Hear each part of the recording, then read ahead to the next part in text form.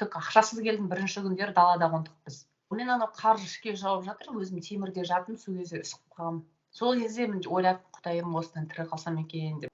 Полиция екі жақтан бүйтіп ұстап тұрды. Автоматпен сол кезде мен өзім де білетінмін, мынау жүйе үшін адам емес екенімді да, мен езе салады шыбын сияқты. Ассалаумағалейкум, ардақты ағайын. Бүгін менің арнамда қонақта қазақтың күрескер қызы, қазіргі уақытта Еуропаның төрінде, Францияда өмір сүріп жатқан Диана Баймағамбетова. Диана Баймағамбетованы сұхбатқа шақырған себебім, бұл баршаңыз білесіздер, осы саясаттан хабар бар адамдардың көпшілігі біледі. Осы елде жүріп күресті, сол үшін жауапқа тартылды, қуғындалды. Қазір енді Аллаға шүкір, анасымен бірге Франция қаласында өмір сүріп жатыр. Оның амандығы, қауіпсіз жерде болғандығы баршамызға маңызды. Сол себепті Диананың қазіргі уақыттағы жай-күйі, жалпы Диана Баймағамбетованың күрескерлік жолға қалай келді, Франция қалай жетті, жалпы өзімнің көкейімде жүрген сұрақтарды қойып, жалпақ жұртқа жариялау мақсатында Диананы сұхбатқа шақырдым. Диана, сәлеметсіз бе? Сәлеметсіздер ме? Сұхбатқа уақыт бөлгеніңізге, келіскеніңізге алдымен алғыс айтам. Енді қазір баршамыз үшін ең қымбат ол уақыт. Және осы менің арнама, менің көрермендеріме байланысты, жалпы соларға қызықты болады деп мен есептеймін. Сол үшін мен сізді шақырдым. Диана, рахмет. Жалпы сіз қазір Францияда тұратыныңызды білеміз. Одан бұрын менің бірінші сұрағым, сіздің күрескерлік жолға, осы белсенділік жолға қалай түскеніңіз туралы. Өйткені менің білуімше, сіздің әлеуметтік жағдайыңыз жаман болмаған. Жеке адам ретінде сіз толық жағдайыңыз өз-өзіңізге жеткілікті, ешкімге қол жаймайтын, толыққанды жақсы адам болғансыз енді, дүниелік жағынан. Бірақ осындай қиын, азапты жолды таңдапсыз. Жалпы өзіңіздің осы белсенді жолға келуіңізге біреу себепкер болды ма? Осы жолға қалай түстіңіз? Соны менің көрермендерім, жалпы осы көріп отырған адамдар білсе деймін. Сол туралы айтып берсеңіз. Мен туризмде жұмыс істеп жаттым. Кішігерім өзімнің кәсібім болды. Малый бизнес деп айтады. Сол туризм бойынша мен негізі карантин кезінде, ковид кезінде одиночный пикет деген аталады екен, сөйтіп. Пикет деп аталынады. Мен оны білмедім, сонда пикетқа шыққам. Өзім жалғыз.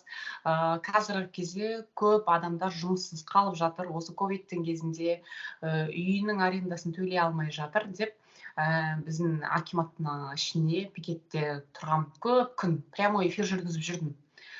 Сол прямой эфирді акиматтың ішінде таңғы 9-да барам, кешке жабылғанға дейін, қуып шыққанға дейін соның ішінде тұрам.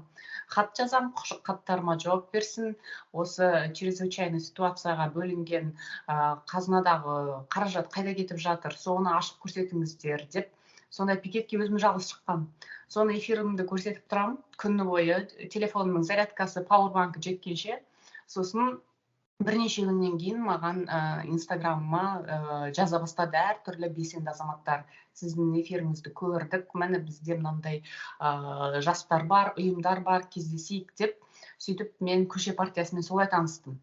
Инстаграмма өздеріме жастар жазған, сол кісілермен жаңағы көше партиясы деп сөйтіп танысып, сөйтіп мен енді басқа адамдар бар екен ау деп. Мен оған дейін бізде оппозиция деген бар, жаңағыдай ұйым тіркегісі келетін белсенді азаматтар бар екен, естіген де жоқпын, білген де жоқпын. Сәпсім алыс болған ғой ондай саяси тақырыптардан. Тек қана өзімнің жаңағы шетелде, сосын осы Қазақстанда туризмді дамытып, жастарды жұмыспен қамтамасыз етіп, Қазақстан дәрежесін өсіріп, Қазақстанның ішінде үлкен эко және ақылды қалалар жасап, жобалар жасап, инвестиция тартып, сондай өзінің жобаларын іске асырып жүрген кезде ковидтің кесірінен бәрі тоқтап қалып, жұмыскерлер ақшасыз, қаражатсыз, бәріміз банкротствоға түскен кезде сол жұмыскерлерді уайымдап, қалай оларды асырамыз, бағамыз, неше ай болды, зарплаталар жоқ, балаларына тамақ алып беретін ақшалары жоқ, не істейміз деп сөйтіп төңкергенмін жаңағы акиматтың ішін. Ол кісілер маған айтады, біз саған тамақ береміз дейді, кән тамақтарын, олардың продуктыларын алдым берген. Сосын маған айтады, сен арендада тұрып жатсың ба дейді. Мен айтамын, иә, мен арендада тұрып жатырмын. Бірақ өзім тұрып жатқан жерім сол акиматқа жаңағы Нұрлы таудың қасындағы үй. Соған қарамастан саған жатақхана береміз дейді. Мен айтамын, кән жатақхана беріңдер деп бардым. Оны мені бір аудандық әкімге мен кездестірді Алматыда. Ол аудандық әкім маған жатақхананы берем саған дейді, бірақ маған жаңағы менен не сұрап тұр, пара сұрап тұр. Әлі есімде 30 мың теңге пара сұрап тұр. Ал мен анау главный қалалық әкімдіктен сол районный акиматқа жіберіп тұрған кезде әйел адам, әлі есімде, соны мен айтамын, анау маған ұятсыз, мен кім екенін білмейді екен дедім да, оны жарайды деп алдым да, ары қарай сөйтіп жаңағы пикетімді жалғастырып жүрген кезім.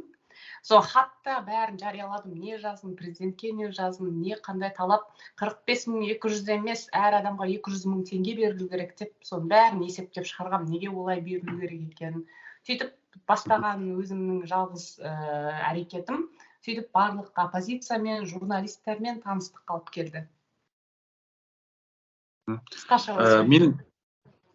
Мен түсінгенімше, сіз енді оған дейін мынау әлеуметтік желі арқылы жалпы оппозицияның өмірі туралы, қоғамдық саяси өмірге тіпті қызықпағансыз.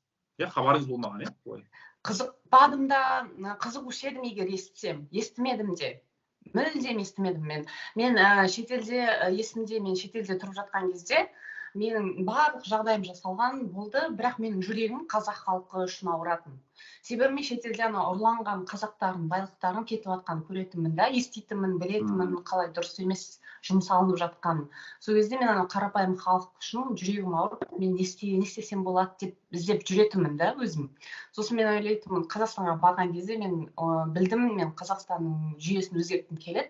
Сол үшін мен басымның қауіпке тігілуі мүмкін екенін білдім да. Шетелдегі достарым айтқан, мен Қазақстанға бара жатырмын, мен соқсам мені өлтіреді, немесе түрмеге отырғызады деп. Сонда мен ойладым, мен өзім жалғыз сондай жындымын деп. Бұл жүйе мені маған әкім Досаевтың заместителі айтқан, сенен гөрі я вот этого таракана замечу деп маған орысша сөйтіп сөйлеген. Менен гөрі тарақанды реально байқайды, сен адам емессің тіпті деп. Сол кезде мен өзімді білетінмін, мынау жүйе үшін адам емес екенімді да, мен езе салады шыбын сияқты.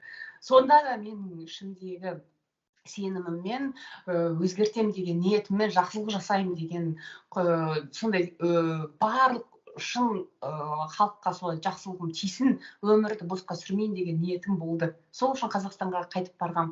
Ал егер мен естісем, сол мысалы Дулат аға, Ділбар, басқа да көп белсенді азаматтар бар екенін мен көмектесуші едім. Мысалы Азаттықтың өзі Қырғызстанда телевизордан көрсетіледі, бізде көрсетілмейді ғой. Сол сияқты мен естімей жүргем. Ол кезде де интернет қатты дамымай жатты, көрдіңіз бе? Қазір қаңтардан кейін мысалы көп халық біліп естіп жатыр, ал оған дейін мысалы соттар туралы да соны мен алшақ болғанмын ғой. Сосын Инстаграмды бүйтіп көріп отырғанда адамның өзінің көретін нәрселері ғана шығады ғой бұрында мысалы. Сол кезде мен саяхат, туризм ғана шыға бергенде, ал саяси жақ тіпті естілмеген. Сол өкінішті да, соны қазір мен сол үшін жан-жақты таратам ақпаратты. Себебі мен өзім былай ойлаймын деп. Мен бұрын ертерек естігенде, мен ертерек бұл белсенді азаматтардың қатарына кірісіп, ақылды, білімді болушы едім деп. Өйткені сол себепті қазір адамдар өкінбесін, бұрын неге естімедік, неге қолдамадық деп өкінбесін деп жүрген жерінде айтып, таратып жүрем осы ақпаратты. Сіз енді белсенділермен араласып бастадыңыз да, бірақ енді сіз бұлай аңысын аңдап, бір сақтық танытпадыңыз. Мен сырттай бәрін сол уақыттан бастап бақылап қарап отырмын, қоғам саяси өмірде. Жаңағы бүкіл түрлі акцияларға қатыстыңыз, белсенді түрде эфирлер жасадыңыз. Астанада Дулат Ағаділдің үйін салынған кезде сол жақта акцияларға көптеген адамдармен бірге қатыстыңыз, иә? Кәдімгідей өте белсенді түрде кіріп кеттіңіз. Сонша бір ашынғандық па, аңысын аңдап, қалай болады екен деп бір сараптап, сырттай қарап, ондай болған жоқ па мүмкіндік? Біреулер қатты сізді тартты ма, немесе өзіңіз қуанып кеткендіктен, сонда адам тапқандықтан ортасына жарып кірдіңіз ба, қалай болды? Бұл жерде мынандай жағдай. Менің Қазақстанда жүйені өзгерткісі келетін адамдар, мынау диктаторлық коррупциялық жүйемен күрескісі келетін адамдарды көрген кезде мен ойладым, мынау адамдардың бәрін мен қолдаймын деп. Сол кезде мен оппозицияның барлығын кездестірдім. Дулат Ағаділ туралы естідім. Сол кезде барлық оппозиция қандай адам бар, қандай ұйым бар, бәрін қолдай бастадым. Мен үшін мынандай сенім болды менде үлкен, халықтың қолдауымен бәрі өзгертіледі деп. Күшпен емес, мынау халық осы ұйымдарды қолдаса, оппозицияны қолдаса, осы бар оппозиция парламентке өтуге күш алады. Сол кезде диктаторлық жүйемен бірге, қалай айтсам екен, бір-бірімізбен соғыспай, тіл табысып кетуімізге мүмкіндік болды деп. Себебі мен өзімнің туризм жұмыстарым арқылы өзім жалғыз әрекет еткенде ешқандай жетістікке қол жетіспегендіктен, сол себепті мен түсіндім, мен оппозицияны қолдау керекпін деп өзіме шешім қабылдадым да, барлық адамдарды қолдап, үкіметке біздің даусымыз жетсін деп барлық іс-шараларға қатыса бастадым. Оптимистік көзқараста болғансыз, сондай жеңетініне, бір өзгерістің болатынына деген бір сондай сенім болды ғой бәрі.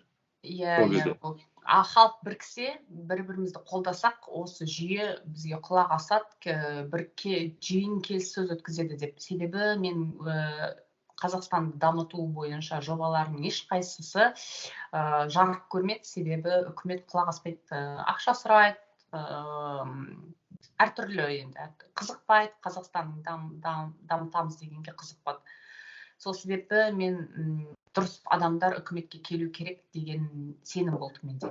Мен әлі де сондай. Мен барлық оппозиция, барлық белсенді азаматтар, демократияға ұмтылатын, Қазақстанның дамуын қолдайтын адамдардың бәрін қолдап жүремін. Ал Диана, сол кезде қоғамдық саяси өмірге араласа бастаған кезде сізге бір жол сілтеген, мынау адам мынандай, мынау үйі мынандай деп бір түсініктеме берген адамдар болды ма, әлде ортаға кіріп кеттіңіз, баса бердіңіз бе? Маған ешкім ештеме түсіндірген жоқ. Білесіз ба, мен түрмеге қамалып қалдым ғой, әкімшілік жазаларға қамалдым. Сол кезде әкімшілік жазаның адвокатын өзім төлейтінмін. Сол кезде маған жаңағындай қорғау жаңағы жоқтистің немесе басқалардың да айтпады. Олар қорғаушы мен көмектеседі деп те айтпады ешкім. Мен ондайды да білмедім. Мен айттым, сосын мен босап шыққаннан кейін бірақ білдім. Сол кезде мен жаңағы адвокатқа ақша төлеймін, сосын апелляциясына ақша төлеймін, сосын жаңағы адвокатты мен білдім, сол адвокат сондай басқа осындай белсенді азаматтарды қорғайтын ұйымда жұмыс істейді екен, және сол адвокаттың ақшасын сол ұйымдар төлеуіне болады екен деп. Сосын мен Қазақстандағы ішінде отырған ұйымдарға сенбеймін, және адвокаттарға да көп сене бермеймін, себебі Қазақстанның ішінде жүріп, әрекет істеп жүріп, қамалмай немесе қамалмай әрекет ететін, қорықпай әрекет ететін адамдарға толық 100% сене алмаймын. Себебі мынау жүйемен тірі қалу немесе қамалмау, немесе азап көрмеу мүмкін емес, егер сен шынында осы жүйені өзгертетін адам болсаң. Сол себепті мен өзім жалғыз бастан көп қиямет азап өткіздім. Соған қарамастан мен ешкімді кінәламаймын, себебі бұл менің таңдауым болды. Менің былай басыммен бірден кіріп кеткендігім де мүмкін дұрыс болмаған шығар, бәрін біліп, кім қайда не істеу керек екенін. Мен жас болдым, мынандай саяси өмірдің қалай болу керек екенін білмедім, саясаттан алыс болған адам болғандықтан. Бірақ азаматтық борышым деп түсіндім мен. Мынау жүйені өзгерту әрбір адамның азаматтық борышы. Себебі мынау жүйеміз шайтан жүйе болып кетті ғой, сондықтан да мен мынау адамдардың бәрін әбден қыспақ қалып, әбден мынандай диктаторлық, 100% диктаторлық болып кетпей тұрғанда, әр азаматтың борышы бір осы жүйенің жақсы жаққа қарай өзгертуіне кішкентай болсын жұмыс істесе, соның өзі жетіп жатыр. Мынау парақорлық тоқтатса, әрбір адамның маңайындағы, немесе жаңағы заң орындалуын талап етіп жүрсе, өйстіп бәріміз жүйені өзгерте аламыз. Ал қазір енді мен түсініп отырмын, қалай дұрыс жұмыс істеу керек екенін, құқығымды білуім керек екенін. Мен құқығымды білмегенмін. Менде соттың кейбіреуі адвокатсыз өтті. Қорғаушы жоқ, прокурор, сот, мен үшеуміз өткен сот процестері болды. Сонда мемлекеттік адвокатта бермеді ма сонда? Бермеді. Мен самолетпен мені адам ұрлайды ғой. Сөйтіп мен самолетпен ұрлап кеткен күні 22 тамыз 20 жыл. Тура сол күні мені соттады. Полиция екі жақтан бүйтіп ұстап тұрды. Автоматпен, сосын алдыма келіп, үшіншісі келіп телефонды бетіме тосты да, онлайн сот болып жатыр екен. Соттың экранында судья, прокурор, мен үшеуміз. Сосын мен айтамын, маған қорғаушы беріңіздер десем, қорғаушы қазір саған берілмейді, кейін бірақ апелляцияға бере аласың деді. Сосын мен басымды бүйтіп бұрдым да, үйде обыск болып жатқан, обыск кезінде мамаға айттым, мені қазір түрмеге алып кетеді, мен сумкама жаңағы киетін киіммен тіс жуатын бірдеме салып беріңізші деп. Сосын маманы полиция аңдып тұрды, қасында жібермей. Бірақ сонда да маған мамам сумкамды жинап атты. Сол қорғаушы берілмейді деген сәтте мені түрмеге алып кететінін түсіндім. Сөйтіп алып кетті. Бұл қылмыстық іске байланысты ғой, Диана, қателеспесем. Бұл әкімшілік жаза. Әкімшілікпен бастады.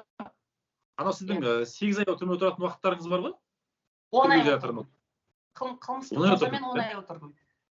Бұл жаңағы автоматпен екі жағын ұстап тұрған уақыттар, жаңағы адвокат соттаған ол бөлек әкімшілік па? Оған дейінгі басқа уақыттар ғой. Ол әкімшілік. Ал әкімшілікпен қанша рет жауапқа тартылдыңыз? Официально 4 рет. 4 рет сіз 15 тәуліктен отырдыңыз ба? 4 рет 15 тәуліктен, иә. Оған протоколдарым бар әрбіреуіне. Жаңағы соттың шешімі бар әрбіреуінің. Сосын қылмыстықпен 1 рет, ол 10 ай отырдым онда. Оған сосын мен босатқан кезде 2 жыл бас бостандығын шектеу және шектеу ма? Ограничение свободы шектеу. Сосын 3 жыл саясат, әлеуметтік жағдайға араласпау деген штраф бар, тағы да пробация бар, сондай мен босатты. Жаңағы шектеу бітті ма уақыты? Жоқ, шектеу осы 25-те 2 жылдық бітсе, одан кейін 3 жылдық анау несі бар. Шектеу бар. Қоғамдық бөлек мынау жаңағы түрмеден шыққаннан кейін, онайдан кейін шарт жаза босатты ғой енді, шектеу. Соның уақыты бітті ма? Жоқ, бітпеді. Біткен жоқ, да? Біткен жоқ. Сосын сізді білеміз, содан кейін сіз тергеу изоляторында отырдыңыз, денсаулығыңызбен мәселе болды. Сізді жедел жәрдем көлігімен алып кетіп, сіздің әзер жүріп тұрған видеоларыңызды бәріміз есімізде, осы көріп отырдық. Сізге сол кезде жеткілікті түрде, лайықты түрде медициналық көмек көрсетілді ме? Қазір мынау Францияда емдеп жатырған дәрігерім маған айтады, сені Қазақстанда емдегенің, сол түрмеден алып кетіп емдеп жүрген алың емің дұрыс емес дейді. Сенің ол еміңді, ауруыңды ушықтырып жіберген дейді. Енді мынау электрофорез, сосын УЗТ деген аппараттар бар ғой. Сол аппараттарды мүмкін жаңағыдай енгіздіру, сол арқылы емдеу деген ба деп ойланып қалдым мен, Қазақстанда қазір сондай болып жатқан шығар деп.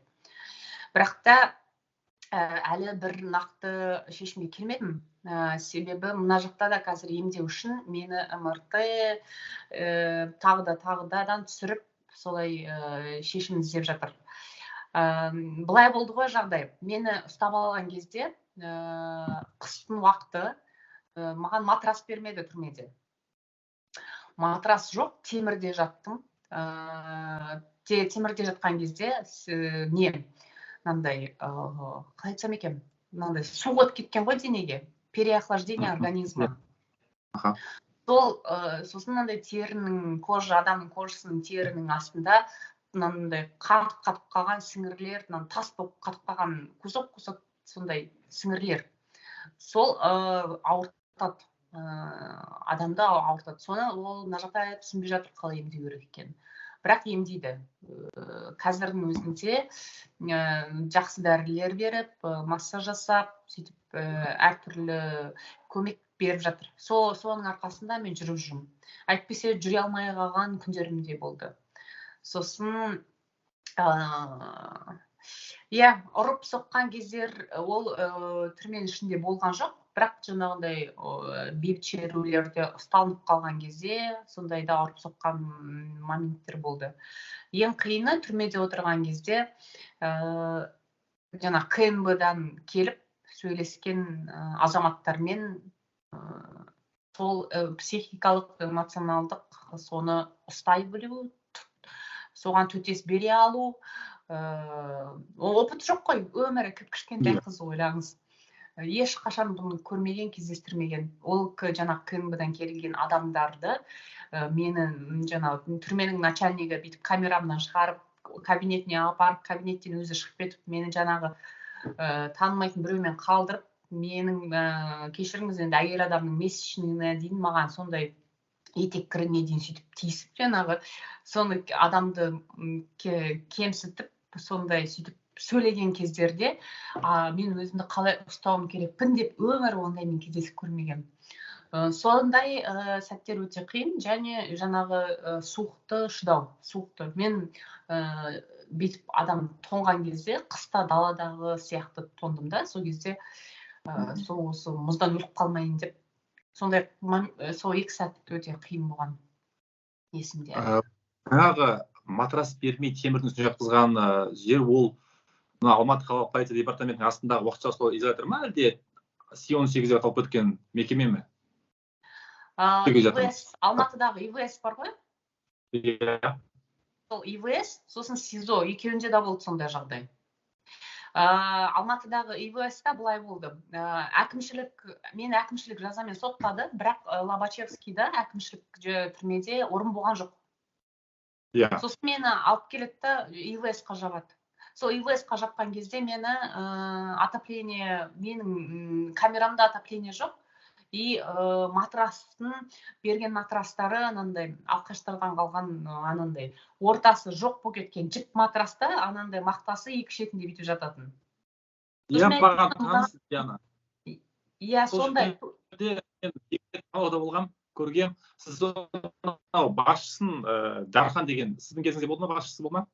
Дархан деген ол мені қылмыстық жазамен жауып, сол ИВС-қа түскен кезде сол Дархан деген келді. Сол Дархан деген кісі келген кезде жақсы матрастар беріле бастады.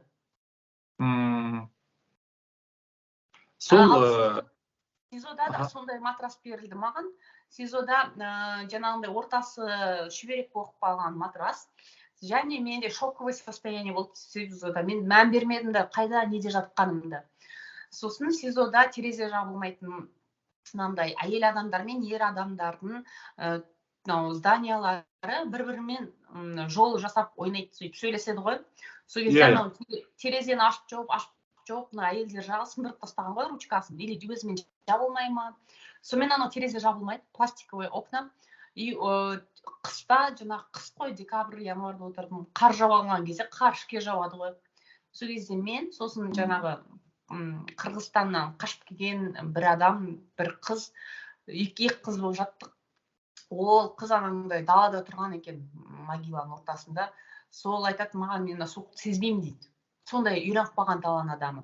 Ал мен анау қар ішке жауып жатыр, өзім темірде жатым, сол кезде үсіп қалғам. Сол кезде мен ойлап, құдайым осыдан тірі қалсам екен деп.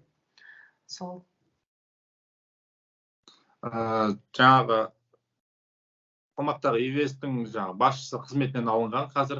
Сол жерде қызметкерлер, сіз отырған кезде қызмет еткен есікті ашып жүрген постовой деп аталады ғой енді сол кезде.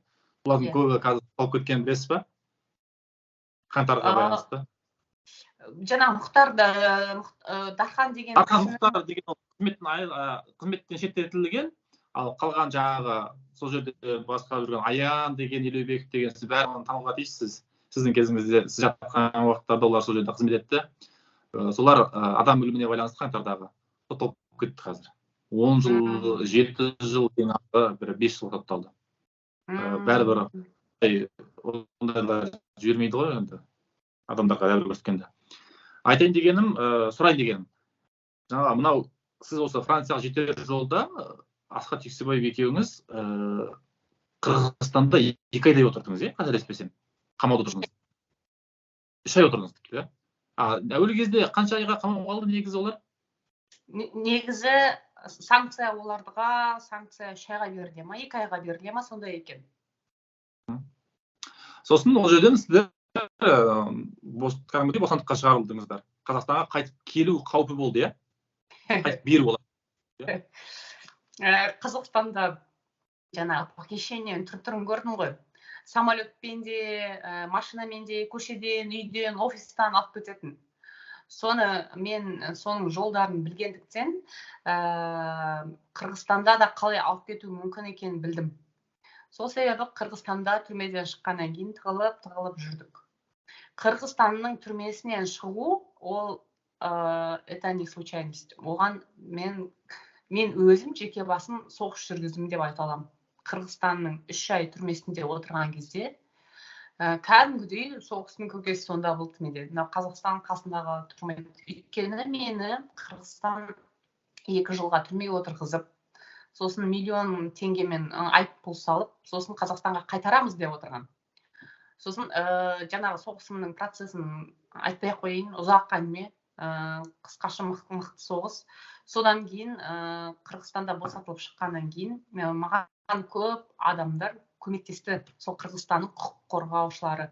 Менің тығылып, тып-тыныш отыруыма, құжатым дайын болғанша, паспортым қолыма түскенше, сосын Қырғызстаннан ұшып кеткенге дейін. Соның арқасында, олар да қазір диктаторлармен күресіп жатыр ғой. Сол кісілердің көмегінің арқасында мен аман есен Қырғызстаннан самолетқа міне алдым. Жаңағы босқын деген статусын беретін құжаттың көмегімен. Қазір Францияда сіз аман есен емделіпсіз, Иә, оған басында сенбедім. Мынандай, қалай айтсам екен, басында мұнда жеткеніме сене алмай жүрдім. Себебі чересчур тым үлкен баға төленді да, тым үлкен баға. Менде қуаныш жоқ, менде мынандай тыныштық жоқ, мынандай рахмет айту деген ризашылық. Онда ештеме жоқ та, себебі менде әлі күнге дейін мынандай сезім. Тым үлкен баға төленген сияқты да, себебі мен мамам мен бауырымды үшеумізге ойлаңыз, құжатсыз, ақшасыз 1 жылдан аса жол жүрдік па? Неше жыл болып кетті? 9 ай ма, 1 жыл ма? Толық қалсақ, сол қаңтардан бастап қой, қашу. Қаңтардың жаңағы трагедиясының күнінен бастап, сол күннен бастап. Сол мынандай тупикқа тіреп, қайта қазірдің өзінде, мысалы, қазір жауабын күтіп отырмын ғой Францияның үкіметінен. Маған қорғаныс пана бере ма, бермей ма?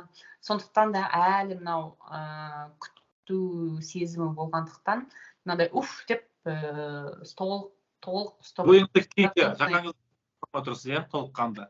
Иә, сондықтан да қазіргі сезімім әлі мынандай мықты болып тұру керек әлі. Егер де қазір жоқ деп айтып қалса, маған айту мүмкін, себебі менде дайын гуманитарный виза дейтін виза бар.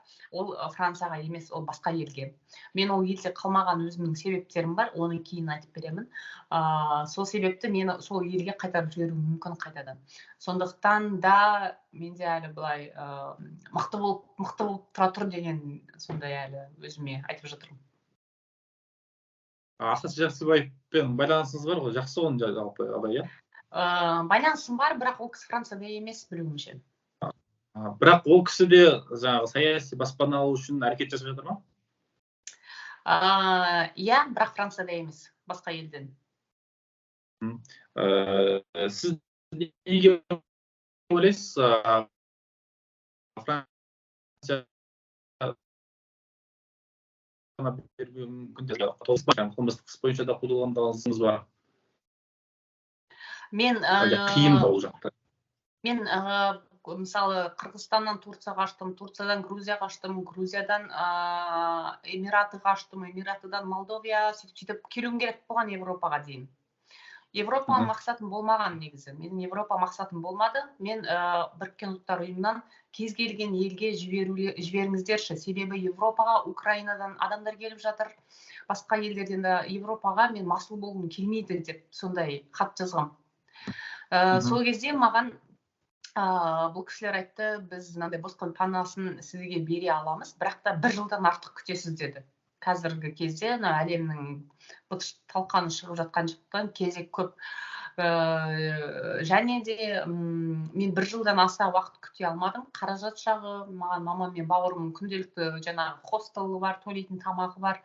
Не істейміз деп, мен Европаға барсақ барайық, бірақ қалай барамыз деп көмек сұрадым виза жағынан, әртүрлі ұйымдардан. Сол кезде маған бір определенный елге виза берді. Көмек, гуманитарный виза деп айтады. Бірақ мен ол елге бардым, бірақ ол елде қалғым келмеді. Қай ел екенін кейін айтып беремін. Бір себептер болды. Қысқаша айтқанда, Қазақстан жағынан да қауіпті ма деп ойладым ол елде қалу. Сол себепті мен Францияға келуім, Франциядағы әлемге айғылы адам құқығының өте жоғарғы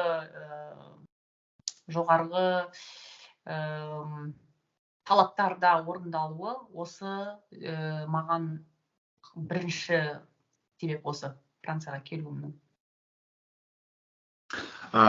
Диана, бірақ сізде Қазақстанда тұра беруге де болатын еді, негізі. Шарт жазаңыз бітіп, қоғамдық саясатпен айналыспай. Сіз білмейді екенсіз ғой, мен қаңтарда қатыстым ғой, қаңтарда қатысқаныма мені террорист деп айыптап, азаптауы мүмкін еді, егер ұсталып қалсам. Құдай қорғап, мен ұсталмай қалдым, қашып үлгердім, тығылып та жүрдім. Шекараны асып өту мүмкін емес еді қаңтардың кезінде, егер білсеңіз, есіңізде ма? Қайта тексеру қатты болып жатты. Қаңтардың кезінде мен пробационный надзорда жүрдім. Менің кеңсем болды, кішігірім кәсіппен айналысып жүрдім. Кеңсем Алматы аренасына есігім қарап тұрды кеңсемнің. Сол қаңтардың 2-сінен бастап менің кеңсемнің алдында КНБ-ның адамдары аңдып тұрды машинамен. Магазинге шықсаң, менімен бірге барып келесің деп. Сосын бір кезде мен білмедім, менде пробационный надзор, ешқандай саясат, ешқандай әлеуметтік жұмыстарға, ұйымдарға, шараларға араласуға болмайды. Сол себепті мен білмедім қаңтарда кім жариялады, қалай басталды, неден басталғанын. Бірақ та менің есігімнің алдында мыңдаған адамдар жиналған. Мен соны пайдаланып, жаңағы КНБ-ның жігіттерінен қашып, олар менің артымнан қуып, мен адамдардың жаңағы талпаның арасына кіріп, көмек сұрап, сөйтіп кеңсемнен шығып, кешкі уақыт, мынандай қараңғы кез әлі есімде, тура сол адамдармен бірге арасында мені танығандар да болды. Сөйтіп әкімшілікке дейін жаяу барғам. Әкімшілікке барып, алдымнан резеңке оқ, жаңағы светошумовой газ, атыс, сөйтіп ары қарай істеген істерім болды. Оны бейбіт түрде Тоқаевпен, біздің әкіммен келіссөз жүргізу керек, халықтың арасында талаптар тыңдасын деген іс әрекеттерім болды. Қандай іс әрекеттері екенін айтам. Мына елден официально қорғаныс алайын, сосын қандай іс әрекет істегенімді оны айтып беремін міндетті түрде. Қазір айта алмаймын, себебі мында қорғаныс ала алмай қалсам, мен сол істеген іс әрекетіме ешкім қорғаныс бере алмайды. Қысқарақ солай. Жаңағы Қазақстанда неге қала бермедіңіз деп сұрайын деп жатқан себебім, қазір мынандай бәрібір пікір бар да адамдар, яғни ол жаны бар пікір. Көптеген белсенділер осы күресіп жүріп, сәл қуғын көреді, одан кейін сол Европаға, басқа мемлекеттерге бастау алып, басқа жаққа шығып алу үшін де осы белсенділікті пайдаланатындарын білеміз. Бірақ енді ол әдістің сізге қатысы жоқ, өйткені сіз күреспей-ақ, осы жолға түспей-ақ, емін-еркін сол бұрынғы уақытта жаңағы туристік компанияңыз бар өзіңіздің, әлемнің кез келген жерінде тұруға мүмкіндігіңіз болды, егер қарқан басыңызды ойлаған болсаңыз. сол себепті жаңа сұрақ қояйын деген, неге Қазақстаннан кеттіңіз деген. Бұған енді жауап бердіңіз. Қаңтарға байланысты екенін мен білген жоқпын, неге кеткеніңізді. Тағы бір айтайын, адамдарға мысалы оны тексергіңіз келсе, қандай адам екенін, ол адамды бүйтіп тексеруіңіз мүмкін. Анау адам любой мынандай плакатты ұстап, митингқа шығып, фотоға түсіп, шетелге кетіп қалып, соны көрсетіп баспана алып жатқан адамдар болады. Сол егер солай істесе, анау адамның ар-ұжданы жоқ, ұяты жоқ, басқа өмірде немесе жолы болмаған шығар, басқаша жаңағыдай бір, қалай айтсам екен, бірдемеге қолын жеткізу үшін сол барған ісі сол алдау, иә.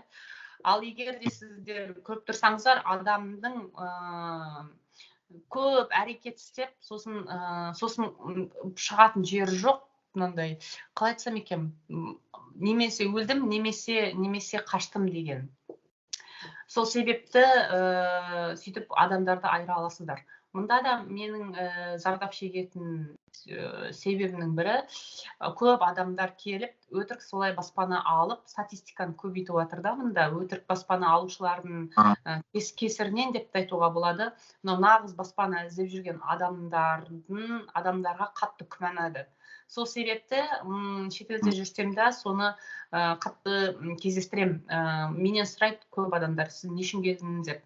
Мен сосын анандай өтірік себеп айтып келіп тұрсың ба дейді да. Өйткені Қазақстан бәрі біле бермейді ғой, біздің дәрежеміз әлде қайда, өмір сүру дәрежеміз әлде қайда алда екенін. Мынау үшінші страна деп айтады. Адам құқығы бойынша ғой, бірақ жағдай, мысалы әлеуметтік жағдайымыз, интернет бар деген сияқты ғой, жұмыс іздеп тапсаң, жұмыс іздеп оқи аласың, мектеп оқи аласың. Сол себепті оны көп адамдар біле бермейді, сондықтан да сенен бүйтіп сұрайды да, Северный Кореядан келіп тұрған сияқты, не үшін келдің деп.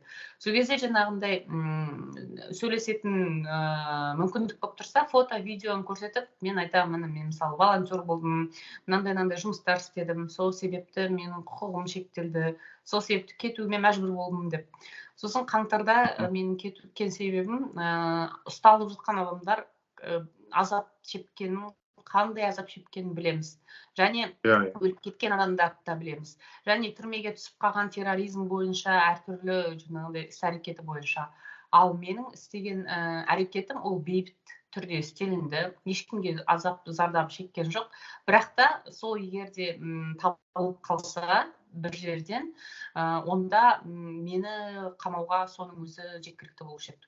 КМБ-ға болсын, кімге болсын, әйтеуір 20 мың террорист деді ғой, сол 20 мыңның санын толтыруға кез келген адамдарды қамай беруші еді. Сол себепті мен түсіндім, мені немесе қазір қамап жауып тастайды, немесе азаптайды, сондықтан да кету керек деп. Бұл бір. Екіншісі, пробационный надзор деген өте қиын кезең. Мен қиын болғаны тіпті до такой степени, что мен ашып айттым отбасыма, мен түрмеге қайтадан отырып, қалған остаток срогымды отырып, сол зонада шығайшы, пробационный надзор сонда болмайды деп. Өйткені пробационный надзор чересчур қатты мені қинап тастады. Жаңағындай аренда алып жатқан хозяинынан маған құжат алып кел, жұмыс берушіден құжат алып кел, сенің мынандай сотталған екеніңді білетін расписка керек. Сосын жаңағындай үйге келіп тексереді, кез келген уақытта келеді, хотя мен кешкі сағат 10-нан кейін үйде болуым керек болса, олар күндіз келіп қалуы мүмкін. Сондай өте қиын кезең болды, бірнеше ай. Мен бір айда 3-4 үй ауыстырғаным болды. Сол себебі үй берушілер сені түсінеміз, сыйлаймыз, бірақ та жолағымыз келмейді деп сөйтіп. Үйді босат дейді ғой. Өте бір татар әйел кездесті, мен қазақтарға үй бермеймін негізі, сендер кетіңдер қазақ ұлтына деп. Сосын мен мамам айтқан, Қазақстанда қазақ көп, не істейсіз енді деп.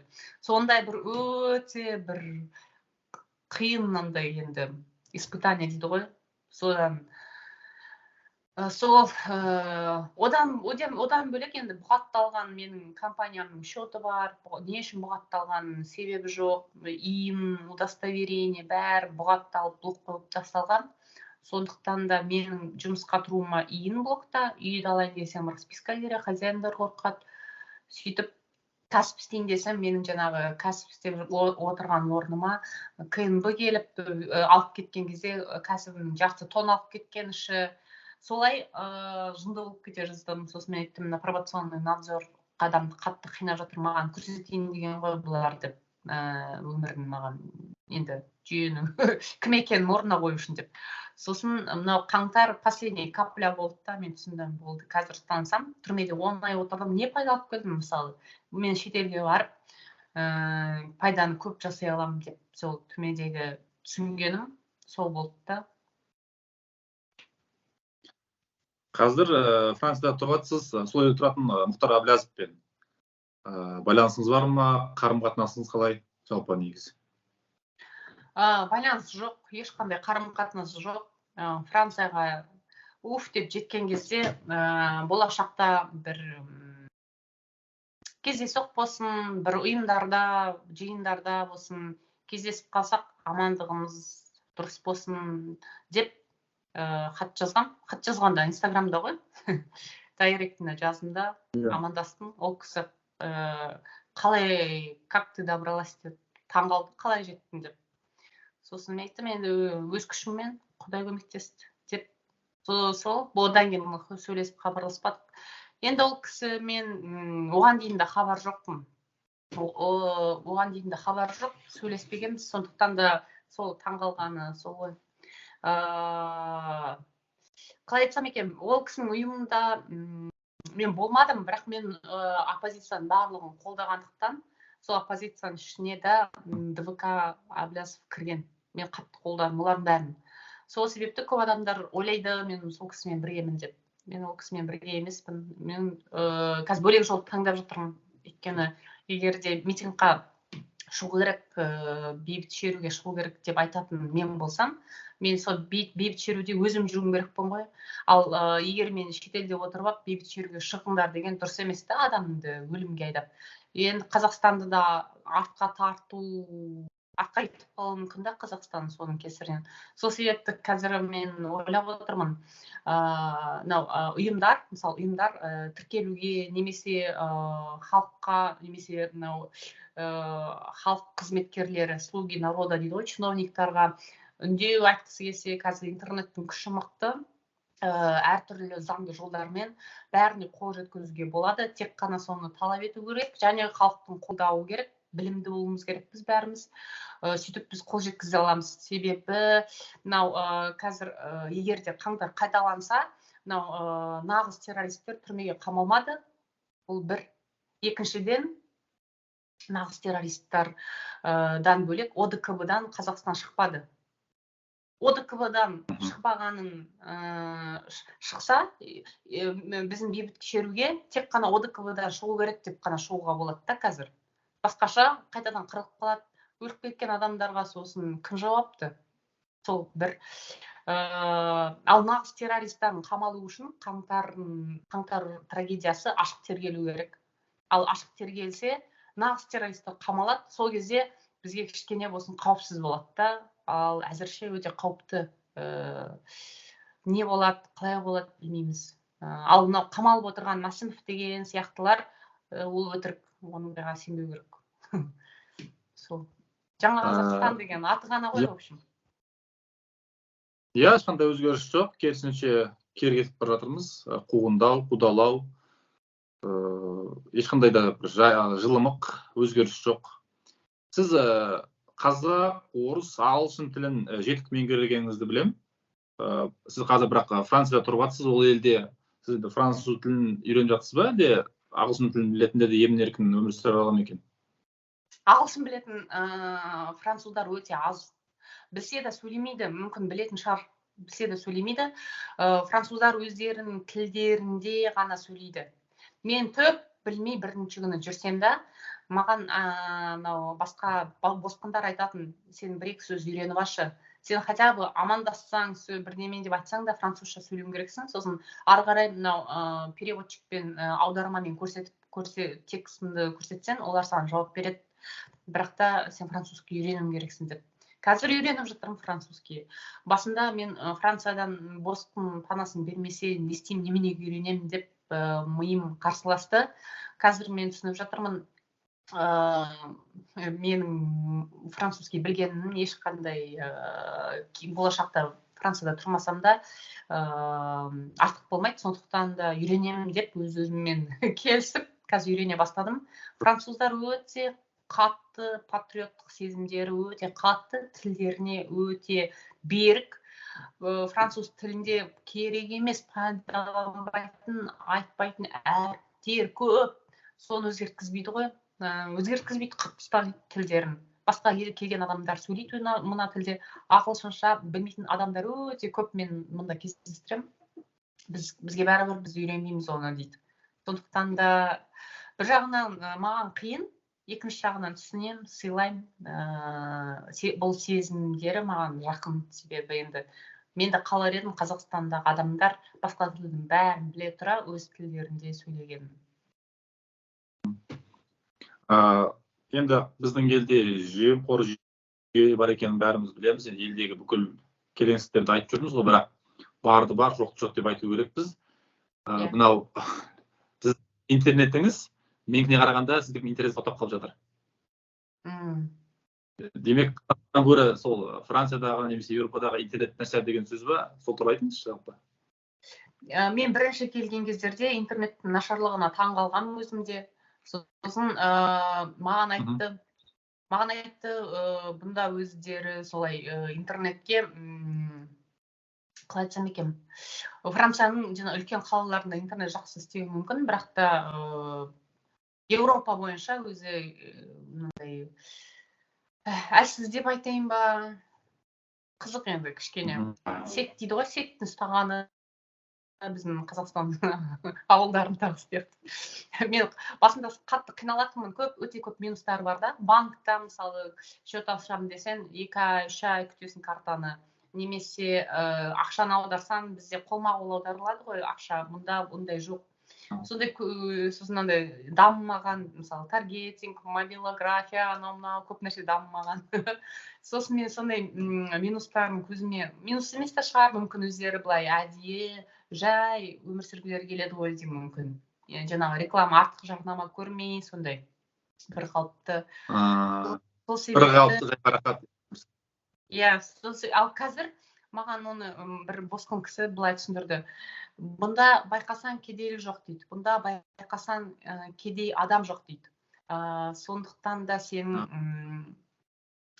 сенің мынау көріп тұрған мынандай минустарың олар көрінбей қалады, егер де сен адамдарды көрсең дейді. Мұнда қаңғырып, қиналып, кредитін төлей алмай жүрген, немесе үйінің арендасын төлей алмай жүрген адам көрмейсің, немесе жұмыстан алмай жүрген, немесе оқу алам деп, немесе ем алам деп, бірақ қол жеткізе алмай жүрген адам көрмейсің. Сондықтан да сен соған мән бер деп.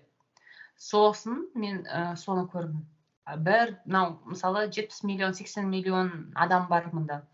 Жаңағы басқа келіп кетіп жатқан адамдарды санамағанда өзінің халқы, бірде бір адамы расында да жылап, жалаңаш киім сұрап үйтіп жүрген жоқ та.